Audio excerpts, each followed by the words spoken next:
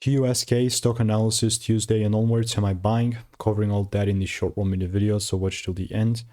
Mammoth Energy Services had a decent performance for, Monday. And all I have to say is that I'm just going to zoom out and show you my bias while using my strategy that I've tested over 39,000 videos.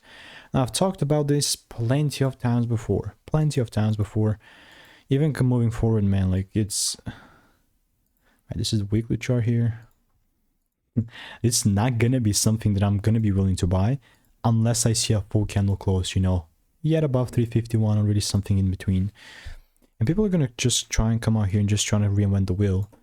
But I simply know that because I've tested this for 39,000 videos, I've seen what's making me money and what's not. So even in this case,